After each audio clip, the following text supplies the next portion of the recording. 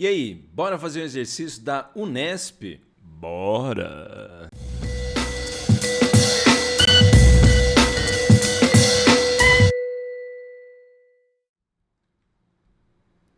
Fala, sou louca, seu louco! Prof. André do História em Casa aqui nessa resolvidinha do saber. Você lembra que hoje a gente vai aí de exercícios, mas antes de continuar, é claro, já dá o like no vídeo, se inscreva no canal se não é inscrito, ativa o sininho quando tiver vídeo novo aí também.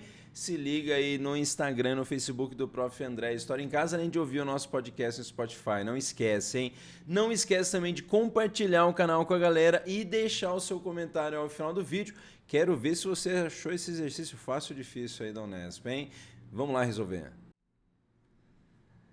É isso aí, então esse exercício da Unesp hoje aí é sobre história do Brasil, pegando manifestações místicas. Olha que interessante, já começa manifestações místicas Freak Frio, presentes no Nordeste brasileiro no final do Império e nas primeiras décadas da República. Bom, se a gente for pegar ali, né, final do Império, deixa eu puxar aqui uma setinha pra gente.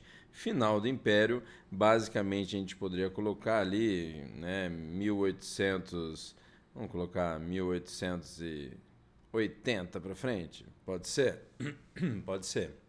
E nas primeiras décadas da República, bom, primeiras décadas da República, a República é proclamada em 1889, então a gente pode falar aí 1900, 1910 para frente, pode ser então, né? E ele está falando aí manifestações místicas, interessante, né? Presentes no Nordeste brasileiro, final do Império, 1880 aí para frente, ou 1889, se você quiser a proclamação da República, e as primeiras décadas da República, né? No caso até se poderia colocar dentro da República da Espada, ou com os, né, marechais, os militares lá no poder, ou a República Oligárquica aí já em 1910, né? Mas vamos ver então a primeira alternativa que a Unesp colocou aqui pra gente sobre manifestações místicas, que eu acho que tem a ver aí possivelmente com, né, questão de messianismo também. Vamos dar uma olhada aí, Canudos talvez, Contestado, vamos dar uma olhada aí, você já pensa nesses, né, assuntos. Mas vamos para a alternativa A.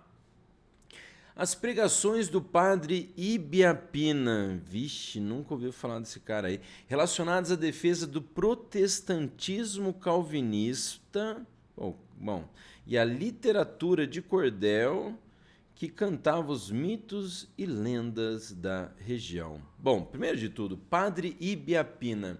Eu dei uma pesquisada aí porque eu não sabia quem era esse cara e basicamente é um padre que teve uma importância muito grande aí no Nordeste, fundou várias comunidades lá voltadas à ajuda da população mais pobre também, mas ele era padre da Igreja Católica e não defesa do protestantismo calvinista, né? O calvinismo dentro aí da reforma religiosa, da reforma protestante lá com Lutero ou com Calvino, não, o cara era padre da Igreja Católica.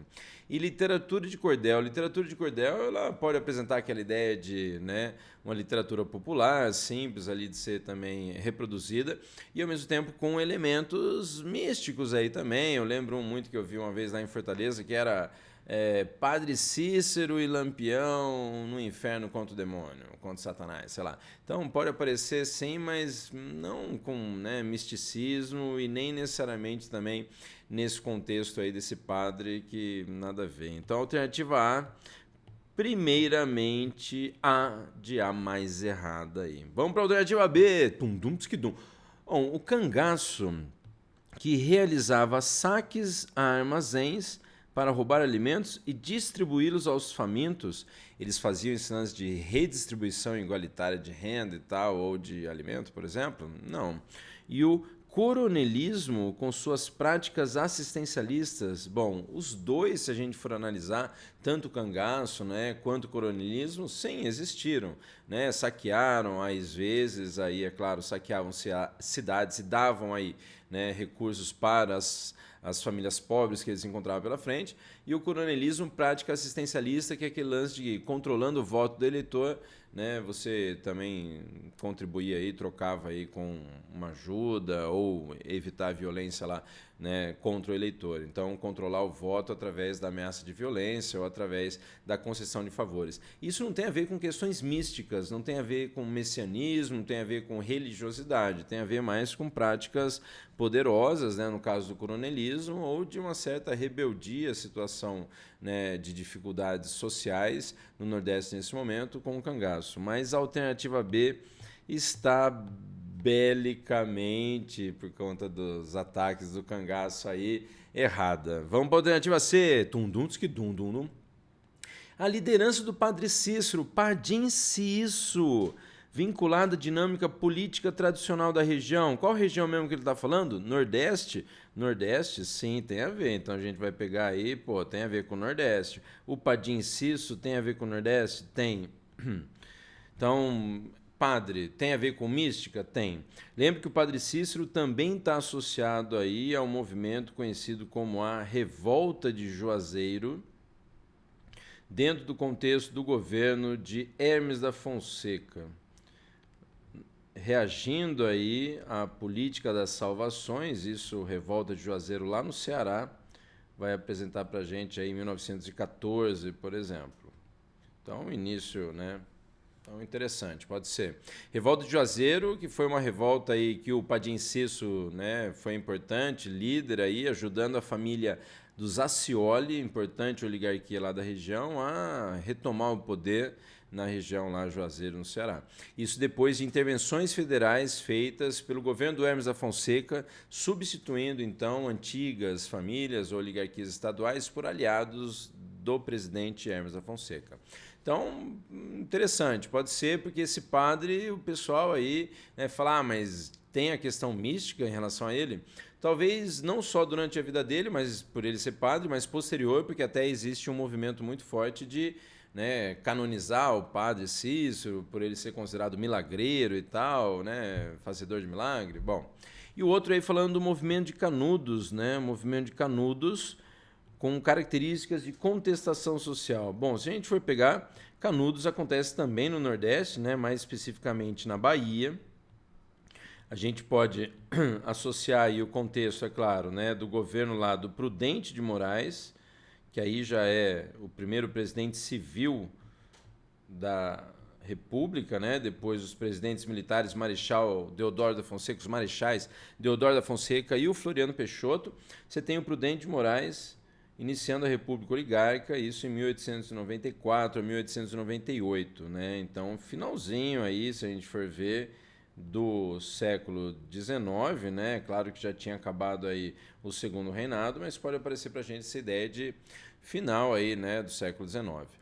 Bom, lembrando que nesse contexto aí, sim, né, Canudos do interior da Bahia, com o lance lá do messianismo, o mito do sebastianismo também, o messianismo, a crença aí que o beato Antônio Conselheiro, ele trazia mensagens, revelações divinas, o sebastianismo, aquela crença de que Dom Sebastião, o rei de Portugal, que desapareceu lá na Batalha de Alcácer Quibir, lá no século XVI lá e tal, na verdade ele iria voltar e assumir suas terras. Não voltou até hoje aí. Então, esses dois movimentos, se a gente for pegar, não é bem, já é república, mas, né, o caso aqui de Canudos, né, a gente pode puxar na Bahia, então lembrando aí, e o caso aí justamente da revolta de Juazeiro, né, que não é uma revolta popular, é uma revolta, na verdade, que ajuda a elite lá dos Accioli a voltar ao poder, mas tem a liderança carismática aí do padre Cícero ou o Padim Cício. Portanto, essa alternativa C, ela está claramente interessante, ainda mais porque ela é C de cowboy, que, pô, o garoto vaca, olhando essa alternativa, falaria... É isso aí. Então vamos para a alternativa D. Então, na sequência, a alternativa D fala da peregrinação de multidões a Juazeiro do Norte, né, isso lá na Bahia, se não me engano e tal, para pedir graças aos padres milagreiros, a questão do Padim Cício também, né, e a liderança messiânica do fazendeiro pernambucano Delmiro Gouveia. Cara, esse Delmiro Gouveia também eu não sabia, pesquisei lá, mas basicamente é um cara empresário, um cara que investiu aí, né, um pouco lá, se não me engano, em indústria, em comércio, e não era messiânico, não tinha liderança messiânica não, né, mas... Bom, Essa alternativa, volta lá então, alternativa D, pô, a gente precisa colocar que ela está deliciosamente errada. Hoje eu tô meio confuso, você tá vendo aí. Fala se no comentário se eu tô confuso, não sei se tem alguém assistindo ou não, mas vamos lá para a alternativa E, então, falando a ação catequizadora de padres e bispos ligados à Igreja Católica no Nordeste e a atuação do líder José Maria, que comandou a resistência na região do Contestado. Gente, Contestado, na verdade, vai acontecer na região sul do Brasil. Na verdade, se for ver lá, acontece no território que hoje é o oeste de Santa Catarina, né? Um território que era contestado por Paraná e por Santa Catarina.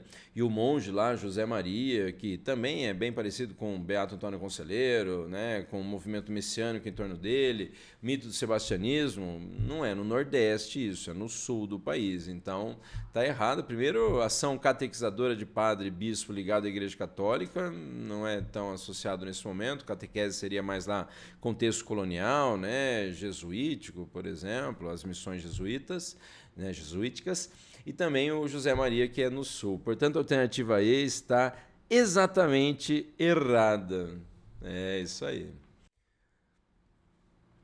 Bom, mas espero que você tenha gostado dessa resolução de exercícios aqui com o Prof. André do História em Casa. Se você ainda não deu like no vídeo, dá o like no vídeo, se inscreva no canal se não é inscrito, ativa o sininho e também segue a gente lá no Instagram e no Facebook do Prof. André História em Casa, além de ouvir o nosso podcast no Spotify. Não esquece, hein? É isso aí. Espero que você tenha gostado dessa resolução e tenha acertado aí comigo também. E até a próxima resolução de exercícios com o Prof. André do História em Casa. Até mais, valeu!